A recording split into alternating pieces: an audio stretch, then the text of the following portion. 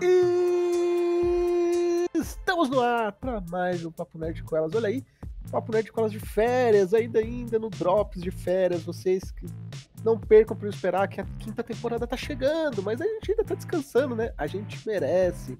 E claro, ainda nós estamos no clima de apresentações das pessoas aí que estão entrando no Papo Nerd com Elas, que já gravaram, mas gravaram um pouquinho, e vocês querem saber um pouquinho mais, e hoje vamos falar com ela, que é uma mistura muito complexa de apresentação de palco, ela que conhece os primórdios dos eventos de anime, talvez ela seja o Marcelo Del Greco dos eventos de anime, ela que é cosplayer, podcast pela Zona E, Tim Martins.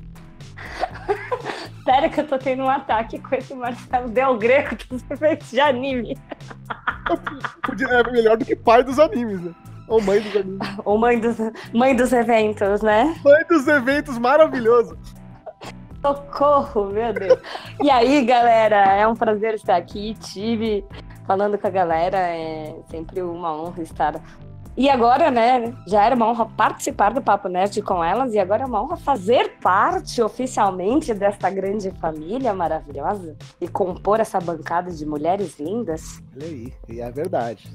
Só tem mulher linda e que me deixa maluco quase diariamente, né? Mas é claro. Esse é o trabalho de vocês, né, Tio? Exatamente. Como eu fiz o meu discurso no Ressaca Friends, eu só aceitei a fazer parte oficialmente porque a minha diversão é trollar o Raul. Eu não posso dizer que é mentira, né, velho? Ô, Tibi, como eu comentei no comecinho, você tá aí desde o comecinho. Fala pra gente de onde que veio, quando que te despertou aquela vontade? Falou, pô, eu vou pra um evento de anime, eu vou conhecer. Qual foi o primeiro evento que você foi? Conta um pouquinho da primeira experiência, a sua primeira vez. Detalhes íntimos de Tibi, vamos lá. Não, na verdade, assim, apesar de frequentar já há muito tempo, meu caminho é um pouco diferente, porque enquanto o cenário surgia em São Paulo, né, e pelo que eu converso com as pessoas, o cenário começou a surgir ali em São Paulo já em meados de 97, 98, né? Nessa época eu estava mudando para Campinas. Eu mudei para Campinas em 97, eu tinha 12 anos de idade. Então eu não acompanhei o cenário surgindo em São Paulo necessariamente. E meu irmão mais velho, ele é o responsável, de certo modo, por muita coisa. Ele fazia parte de um Yahoo Groups. Para quem não sabe, vamos abrir um parênteses. Yahoo Groups era tipo um fórum via e-mail que existia do Yahoo. Não sei se vocês sabem disso, né? Então ele era tipo um fórum que aí entrava 20, 30 pessoas, né?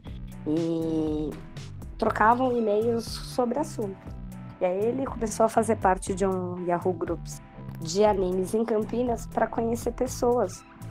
Já que a gente tinha acabado de mudar, né, de cidade, e a gente só conhecia muitas pessoas da onde a gente frequentava, né? Que era o colégio e 2 cursos que a gente fazia. E aí a gente começou a conhecer, né, outras pessoas por conta desse grupo que tinha. E do mesmo jeito que em São Paulo havia as exibições de anime no Gazeta de domingo, começou-se a fazer exibições de anime no Sesc daqui de Campinas. E foi esse grupo que fazia as exibições que a gente resolveu fazer a primeira convenção em Campinas. Então, foi assim que surgiu o Famixcom, que foi a primeira convenção daqui. E as pessoas que realmente, né, se organizavam, porque tinha uma pessoa que conseguia as fitas de São Paulo e do Japão e trazia pra gente assistir aqui. E foi bem legal. Eu entrei como staff mesmo, isso foi em 2002. Só que o meu primeiro evento foi em 2001, um Anime Con em São Paulo, né? Foi acho que lá na Vila Mariana. Não, foi no AMB. Foi no AMB Morumbi. E foi muito divertido, porque eu já fui de cosplay no meu primeiro evento. Meu primeiro cosplay foi a Ichan, de Video Girl Eye. que eu não sei se vocês sabem, mas tem uma curiosidade muito legal, porque ele foi o primeiro mangá a ser lançado que não tinha um anime no Brasil. Todos os outros mangás que tinham sido lançados, eles já tinham um anime passando. Então as pessoas compravam o mangá porque elas já conheciam o anime. Esse foi o primeiro mangá que foi lançado sem ter o anime. E pouquíssimas pessoas conheciam. Tanto o mangá, né, que muita gente não arrisca se você não tem uma referência. E ainda a internet era muito difícil de você procurar referências, né? E acho que eu nem lembro se o anime já tinha saído, porque depois teve o anime do Video Girl Eye. Olha aí. Não, o anime é de 2000 e... Eu realmente não lembro, porque eu não assisti o anime. Na verdade, são OVAs, né, de 30 minutos, mas não estou achando data aqui do anime. Só que o mangá, ele veio pela JBC, é bom sim. Isso. Se eu não me engano, no próprio 2001 mesmo. Exatamente. 2000, um ano após os mangás começar a chegar aí no Brasil, né, que chegou em 2000. Exatamente. Eu acho que, eu nem sei se você encontra ainda, talvez eles não reimprimiram, mas talvez sebos e lojas especializadas, quem tiver a curiosidade, é bem legal, porque é uma menina, né, tipo, um rapaz, ele entrou na parte pornô das videolocadoras e ele alugou uma fita pornográfica, e aí a atriz da fita, ela sai de dentro dela pro mundo real. E aí ela não consegue voltar, e ela era, tipo... Ela acaba não sendo humana, vamos dizer assim, né? Porque ela era uma garota da fita, não uma atriz, era como se fosse um personagem mesmo. E aí começa toda uma trama em relação a ela criar sentimentos e ele dá dicas em relação à garota que ele gostava, porque ele faz isso porque ele era muito tímido, né? Que é uma coisa muito comum. Mas ela sai de uma fita cassete, deve ter gente aí que ouve que nunca nem viu uma fita cassete. Cassete não, né? VHS, desculpa. Importante frisar. Cassete era da mesma época. Mas... que o mangá, ele tem 15 volumes, mas quando chegou pela JBC, na época ele só fazia um meio tanco, então tem 30 volumes no Brasil. Olha aí. E sobre fita, se você parar a pensar, que ou agora, daqui a poucos anos, a gente vai ter que explicar o que é fórum, time. É verdade, né? Mas será? Fórum tá virando uma coisa muito técnica, né? Sabe, aquele cara, a pessoa que é técnica em alguma coisa, ele vai procurar alguma coisa em fórum. Hoje em dia ninguém bate papo em fórum mais. De bater papo não, mas eu acho que o fórum ainda vai continuar existindo, por exemplo, principalmente para jogos, né? O pessoal ainda vai dar dicas em jogos, eles conversam bastante. Então, eu não sei se nessa parte, assim, ou técnica ou muito de gameplay, dicas e bugs para jogos vai morrer tão cedo. Mas aquilo da gente passar horas em fórum conversando, trocando meme, fazendo piada, isso já morreu. Time, você comentou, né, dos primeiros eventos que você participou e falou até de ser staff. Você sempre esteve muito ligada a eventos de anime, né? Você sempre conheceu estruturas de evento. E a molecada hoje em dia, leite com pera e tal, tem aquela visão de que não, os eventos de anime viraram grandes eventos, o evento de anime acabou, o evento bom era lá em 2000, em 90 e pouco, lá no começo dos eventos de anime. Era tão bom assim, time? Vou fazer um paralelo entre os dois. Eu acho que os eventos evoluíram e melhoraram muito. A questão é que, assim, antes a gente tinha um cenário onde a gente não tinha acesso à quantidade de informações que a gente tem hoje. Então, vamos dizer assim, tudo era muito novidade e tudo era muito difícil de se conhecer. Então, quantos animes a gente não entrou no auditório para conhecer? Por quê? A internet era muito demorada, para baixar um episódio de 25 minutos, às vezes você demorava 1 hora, 1 hora e meia, você tinha que passar madrugadas na internet, e aí às vezes você só conseguia fazer isso no final de semana, porque a internet era discada, e aí você pagava pulso único, né? Então, para quem não sabe como funcionava uma linha telefônica, né, a gente realmente pagava por minutos, né, utilizados, só que eles chamavam de pulso. Não lembro se exatamente um pulso era 1 minuto. Na verdade, depois que virou minutos, né? Pulso era diferente, era uma. Aí depois eles falaram assim, não, peraí, esse negócio de pulso aqui, porque as empresas aproveitavam para ganhar em cima, vamos fazer uma coisa correta. Aí virou minutos. Aí foi por conta dos celulares, né, que virou minutagem. Mas depois, a partir da meia-noite até às 6 horas da manhã, você pagava um pulso. Ou seja, você conectava uma vez, se você não caísse, se a sua conexão não caísse, você ia pagar uma única vez até 6 horas da manhã. Então, quando a gente começou a utilizar a internet, essa era a melhor forma de fazer, né? Porque saía muito mais barato e sua conta telefônica não ficava alta e sua mãe não brigava com você. Exatamente, olha aí.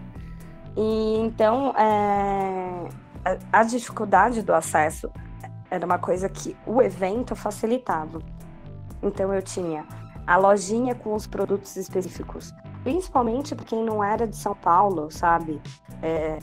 Eu não tinha oportunidade de sempre, mesmo morando em Campinas é 100 quilômetros de São Paulo. Não tinha condições de ir sempre para a Liberdade, procurar gachapon, comprar DVD, procurar fita VHS e outras coisas do cenário. Eu juntava meu dinheiro, acumulava 6 meses de dinheiro, porque geralmente às vezes eram 2 eventos por ano, né? Mas aí eu acumulava aquele dinheiro, ia para um lugar onde eu ia encontrar tudo que eu precisasse. Eu ia conhecer gente, eu ia brincar com as pessoas, e isso era uma coisa que eu percebia muito mais respeito, né? Antes, né? Porque eu acho que por ser novidade. Então, as pessoas se conheciam mais dentro dos eventos, tinha mais abertura, tinha mais chance de fazer isso. Você tinha um universo onde você ia encontrar tudo aquilo dentro dos gostos, né, de anime, mangá e cultura oriental, e que você não tinha fácil acesso. Então você entrava nas exibições para assistir.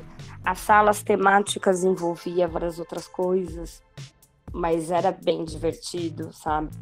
O pessoal tentava trazer aquela coisa realmente do entretenimento, e mesmo alguns eventos tiveram vários investimentos de empresas que estavam tentando se inserir no mercado. Então, eu lembro quando a Lero Up montou a Praça de Frontera do Ragnarok, quando o Ragnarok estava começando a bombar no Brasil. Poxa,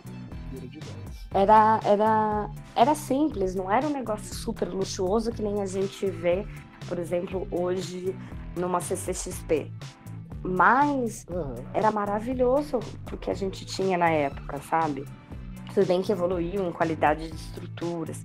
Só que hoje a gente tem muito mais acesso de conteúdo. Então eu consigo baixar um anime, eu consigo ver ele online via streaming, e decidir se eu vou continuar assistindo ele ou não. E aí a gente vai buscar outras coisas dentro do evento.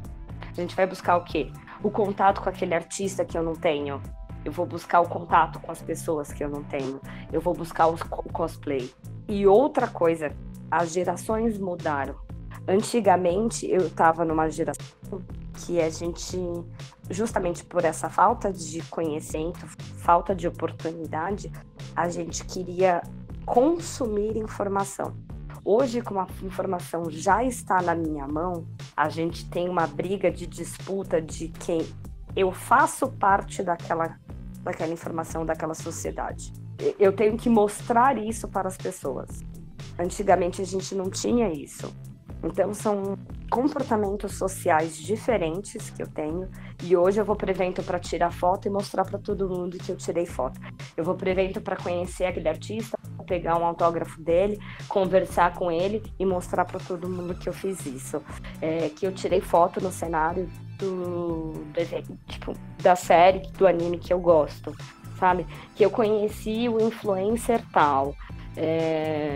Antigamente, as fotos eu ia mostrar depois para os meus colegas de sala que nem sabiam que era aquilo, porque as fotos eram impressas, eu tinha filme, né? Mesmo quando começou as câmeras digitais, você você não tinha tantas fotos que você publicava, né? O pessoal ali no Orkut, você tinha os grupos fechados para conversar sobre os assuntos, não eram as coisas assim tão abertas. Tibi, desculpa te cortar, você comentou sobre a Comic Con. Eu vejo muito pessoal comentando sobre o assunto, eu queria a sua opinião sobre. A Comic Con obrigou os eventos a se modernizar? Não que assim já não houvesse uma modernização antes, mas fez todos os eventos a subirem a régua. Havia-se muito preconceito, principalmente de algumas empresas, porque havia muitos eventos que eram feitos em colégios. Então, as empresas achavam isso amadorismo das organizações de anime por conta disso. Só que o preço de um pavilhão e o preço de uma escola é uma diferença gritante. E o público de anime é um público que gasta-se menos dinheiro do que, por exemplo, um público de comics. O público de comics, ele compra mais, ele gasta mais, ele tem um ticket maior dentro do evento. Quando eu falo ticket, é o valor de compra, tá, gente? Então, tem pessoas que realmente vão gastar mais. O público de anime gasta menos. Consuma coisas oficiais, porque somente consumindo produtos oficiais a gente consegue melhorar o mercado. O público do quadrinho americano, ele já tem mais esse hábito de consumir o que é oficial. Então, por conta disso, demorou-se muito dos eventos de anime conseguirem migrar para pavilhões. Tudo bem que o Anime Friends foi por muitos anos no Marketer, né? E ele agregou muita coisa. Então eu lembro que tinha um pavilhão asiático, um pavilhão só de cosplay, um pavilhão de uma área só para bandas. Ele fazia uma coisa bem, mas isso foi lá no auge dele, né? Que às vezes tinha 6 pavilhões diferentes rodando. Era um pavilhão só de gastronomia.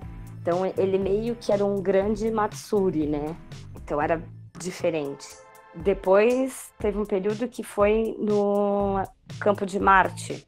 Só que o problema do Campo de Marte é que o custo para subir toda aquela estrutura era muito alta.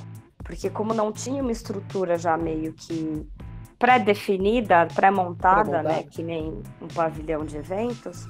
Então ele gastava-se muito para construir aquela estrutura, né, para levantar aquela estrutura. Mas ele também tentou agregar muitas coisas. O que eu acho que é um ponto muito importante do que a Comic Con fez em relação aos eventos é fazer os eventos se especializarem. Por quê? A Comic Con é um grande evento voltado para quadrinhos americanos e para essa área de filmes de super-heróis e seriados geek nerd. A área de anime deles é muito pouca. Eu acho que o último ano nem teve.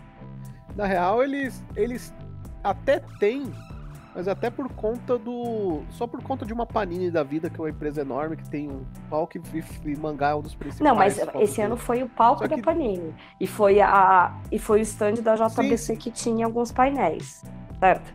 Foi isso. Eu acho que esse ano não teve nem Crunchyroll e New Pop. Não, Crunchyroll não teve. New Pop também acho que não teve. Não, New Pop não teve nenhum dos dois. Só que o ano 2018, eles tentaram fazer tipo um palco anime e não deu certo. Uma sessão anime. Entendo. É que eu vejo muito, né, do jeito que eles se fecham pro próprio público de animes, né?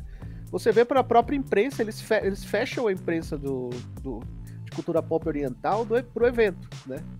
É muito difícil a imprensa de cultura pop oriental conseguir entrar numa Comic Con hoje em dia. Então eu acho que é muito complexo conseguir divulgação pro evento para isso. Né? Então, por isso que eu acho que eles fizeram os eventos se especializarem. Depois da Comic Con, os eventos de anime focaram-se muito mais em anime e mangá, né? Anime e mangá, quando eu falo. Então, em realmente da cultura oriental. Eu vou trazer um influencer, eu não vou trazer mais o youtuber gay popzinho que lota o evento de pessoas que não gostam do resto. Eu vou trazer o youtuber que fala de anime, fala de mangá, o cara que é especialista no assunto, entendeu? Os eventos de games se fecharam em games. Pode ter uma coisa ou outra ali no meio? Pode. Porque quando eu falo de um dublador, eu vou focar do dublador nos animes que ele fez, mas o dublador faz qualquer coisa. Então ele faz seriado, ele faz filme de quadrinho americano, ele faz N coisas, faz comercial de televisão, locução de rádio. Então, vai citar outros trabalhos, mas o foco ali é porque ele dublou um anime e um mangá, entendeu? Então, eu acho que principalmente o que a Comic Con fez, né? Desculpa, Comic Con não, agora é CCXP. O que a CCXP fez foi levantar a régua e fazer cada um se especializar realmente na área que ele quer ser. Isso aqui em São Paulo, tá, gente? Porque eventos em cidades menores ainda acabam tendo uma mistura porque elas não têm acesso. Aqui em São Paulo a gente chegar tem... o conteúdo ao público, né? Ô Tibi, você começou a apresentar palco em palco cosplay, não foi? Não! Não foi? Olha aí, Não. eu sempre achei que fosse. Conta um pouquinho sobre como que é apresentar palco, como foi a sua primeira apresentação de palco e algumas curiosidades, uma coisa que você achou engraçado, sabe? Aqueles momentos que você puder falar, é claro, eu sei que tem coisas... Claro. Então, eu sempre fui meio cara de pau, né? Não, nem um pouquinho. Sempre fui a menina que, tipo, fazia teatro, precisava falar na frente dos outros, se voluntariava, né? Apesar de nunca ter conseguido ser representante de sala. Mas eu acho que no meu segundo FamixCon, eu tava passando no evento para resolver alguma coisa. Eu ainda era staff. E um dos organizadores, né, dos donos do evento, ele tinha uma banda de anisong. E a banda dele ia tocar. E aí ele virou pra mim e falou assim, não tem ninguém aqui pra me apresentar. Aí eu olhei pra ele e falei assim, não tem problema. Vou ganhar um CD se eu apresentar? Aí ele riu, aí ele me entregou o CD, falou onde que tava vendendo. Aí eu subi, comecei a chamar a atenção, né, das pessoas que estavam ali em volta. Então tá bom com vocês, tal. Ó, banda tal vai tocar aqui agora, os melhores anisongs e blá blá blá. Eles estão com a mesinha aqui, CD tá disponível, sei lá o quê. Vocês vão curtir agora o trabalho dele. Fiz toda a apresentação. Então com vocês, banda tal. Beijo, tchau. Entreguei o microfone, né, pra ele, que era o vocalista da banda. Eles entraram pra tocar. Aí ele falou, pô, Tibi, você mandou mó bem. Aí eu falei, pô, valeu, né? E aí, no ano seguinte, no evento seguinte, na verdade, me agregaram como meio que staff do palco principal. Só que eu era... Foi assim, o evento seguinte eles já se juntaram com a Yamato para fazer o evento crescer. Então a Yamato tinha os apresentadores dele, e aí tinha eu. E eu, na verdade, auxiliava o palco na área de anime que. Olha só. Então, eu comecei quando eu fui pro palco, eu auxiliava na parte de anime que. Então eu ajudava nas inscrições, eu ficava ajudando na troca das pessoas que iam cantar e acabava fazendo um pouco de tudo, né? Porque você acabava ajudando, porque era tudo no palco principal. Só que meu foco mesmo era o anime que. E quando a Yamato juntou, eu acabei começando a ajudar também na área de cosplay e ajudava nas apresentações. Então eu fazia algumas entrevistas, outras era o pessoal da Yamato, a gente meio que dividia as responsabilidades ali. Uma situação inusitada, tipo. Em 2007 ou 2008, agora, acho que foi 2007, que a Yamato me chamou para trabalhar em São Paulo e aí eu comecei a trabalhar direto no cosplay. Por isso que muita gente me conhece por conta do cosplay. Eu tenho algumas situações inusitadas como apresentadora. Acho que a primeira delas foi lá no comecinho, que você ainda tá aprendendo o jeito, né? Porque ninguém me ensinou como ser apresentadora. E teve uma dubladora que eu não vou citar o nome, só vou dizer que ela era uma dubladora de Senseiya, da primeira judiação. Então não tem muitos nomes, olha aí. E aí, ela é uma pessoa extremamente indelicada. E ela acha que você tem que saber de tudo em cima do palco. E que o público tem que saber como é que funciona tudo. Então, óbvio que eu tava muito no começo, você fica ansioso, você fica nervoso. E daí, no que eu estava me corrigindo, ela virou e falou assim: anime é o desenho, mangá é o quadrinho, é o impresso, tá? Na lata, assim? É, na lata. Coisa. E aí? E aí você teve que dar aquele jogo de cintura. Não, mas eu já tava me corrigindo, que sei lá o quê, blá blá blá. E aí depois a gente continuou falando do processo de dublagem. Aí a gente tava falando de vozes originais. E aí ela virou e falou assim: então, mas voz original não é dublagem. É voz original, é outra coisa. Tipo, e era uma pergunta do público, né? Aí você tem que chegar educadamente e falar: não, então, mas me explica aí qual que é o processo, qual que é a diferença, então, sabe? Mas ela era extremamente grossa. Rapaz, olha aí. Foi o primeiro caso, assim, de pegar alguém grosso e indelicado em cima do palco, que eu tive que começar a aprender a me virar, assim, né? E a segunda situação inusitada, acho que também foi... Posso contar 3? Pode. Essa é com uma dubladora nacional, que posso falar o nome, porque essa não tem problema, é a Tânia Gaidardi. A Tânia, eu ia entrevistar ela num evento que hoje já não existe mais, que era o Cos Rock Fest. E ela chamou, inclusive, a gente para fazer uma reunião na casa dela, recebeu a gente no apartamento dela, foi bem divertido. Ela falou assim: muita gente ainda não sabe do meu rosto, né? E a gente podia brincar com isso. Eu falei: pô, a gente podia. O que a gente construiu de ideia? Eu tava apresentando e aí entrou uma faxineira em cima do palco, limpando o palco. E aí eu, falando, eu olho assim, mas, né? Oi, chego assim de canto: então, moça, eu tô apresentando, sabe? Obrigada por ter limpado, mas agora já foi. E aí ela começava a falar.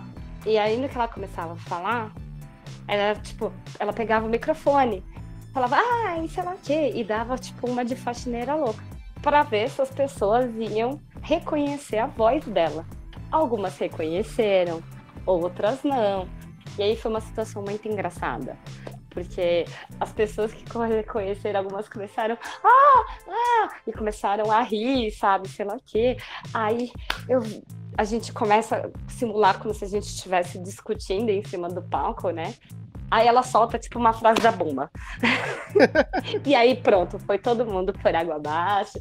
Aí eu fui, apresentei, ela tirou a roupa de faxineira, né? Que era só um vestidinho assim por cima. E aí a gente começou a entrevista realmente. Mas foi divertido fazer uma coisa assim, porque hoje em dia, se ela sobe no palco vestida de faxineira, todo mundo vai saber que é ela, né? Naquela época a gente ainda podia brincar com isso. Olha aí. E a terceira situação inusitada, acho que foi o ano passado, do Anime Friends. Se for o que eu tô pensando, eu vi. Que eu estava entrevistando o pessoal do Deathlift Lolita. A gente estava conversando o que a gente poderia fazer para decidir quem tinha o direito de fazer a última pergunta. Para quem não conhece Deadlift Lolita, ou você pode jogar no Google, no Spotify, mas é uma dupla que canta J-Rock, que é um cara gigante de barba, vestido de Lolita, e uma mulher pequenininha, baixinha, toda delicada, vestida de Lolita também, musculosa, né? Nossa, o braço da Reika-chan é muito forte, muito definido. Dá 2 braços do meu dela. Ela é uma mini Chun-Li, de verdade. Vestida de Lolita, né? E aí, por conta disso, né, dessa coisa deles serem todo fitness, da academia e tudo mais, eu dei a sugestão da gente fazer uma competição de flexão. E eles adoraram a ideia. Eu vi isso. Então a gente selecionou bravos candidatos. E aí as pessoas começaram a fazer flexão. E o último que aguentou mais teve direito de fazer a última pergunta. Ele não ganhou brinde, ele só ganhou a fama, um abraço, né, dos dois, tirou a foto com eles e fez a última pergunta. E isso foi muito divertido. Ele ganhou o dia, né? Para um fã, né, ganhou o dia.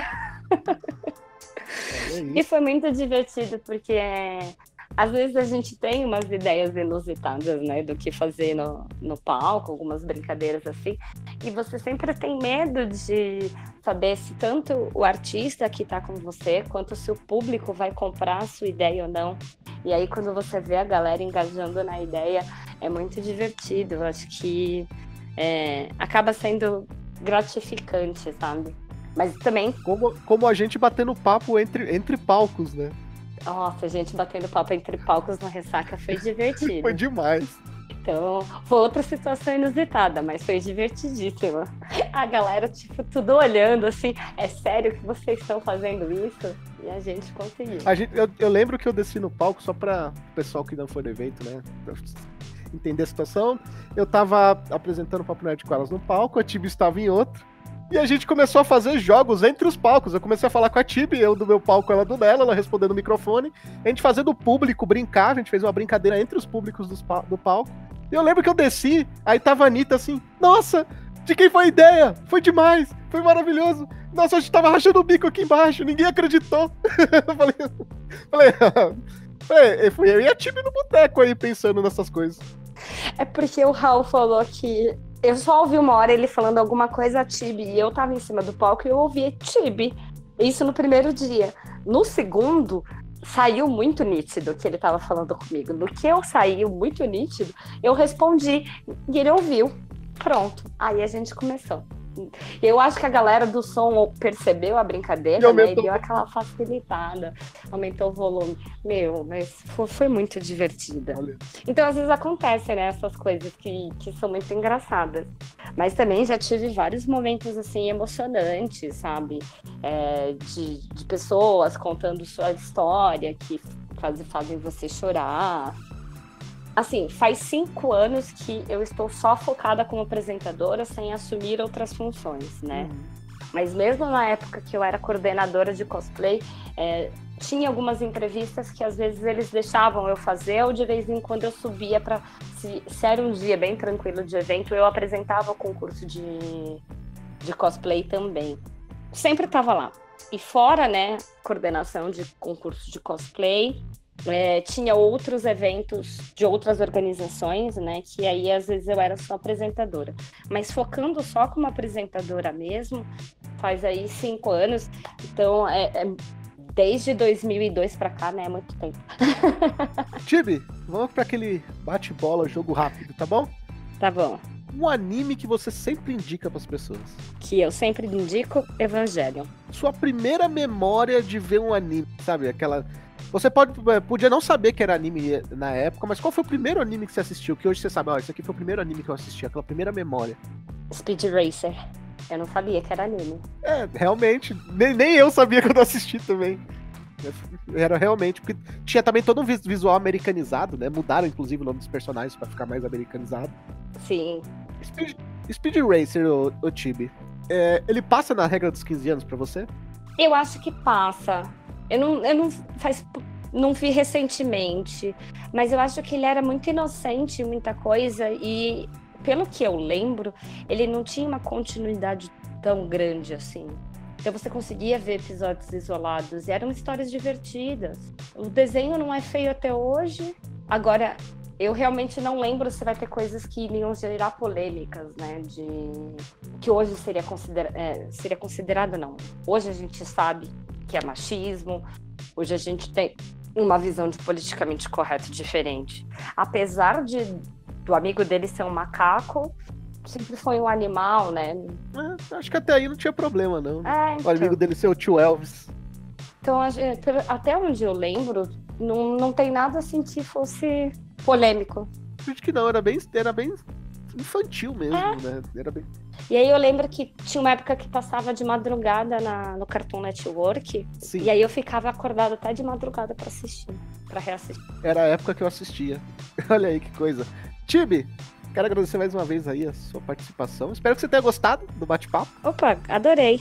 É sempre legal contar um pouquinho da história. O pessoal às vezes fala que eu sou uma enciclopédia de eventos. Isso aqui você contou só um pouquinho, né, Tibi? Se começar a entrar em detalhes, aí tem muita história pra contar. Isso que eu falei, quando vocês fizerem um programa só de histórias de evento, Aí vocês me chamam. Então, se vocês quiserem aí um programa de história de evento parte 2, porque já tem um, mas ele é bem antigo, então precisa sim, já deixa nos comentários aí, eu quero aquele programinha lá e tal, e chama a Tibi aí pra gente escutar as histórias dela, que a gente chama mesmo. Tibi, obrigado, nós ficamos por aqui. Até o próximo Papo Nerd com elas. Tchau! Tchau!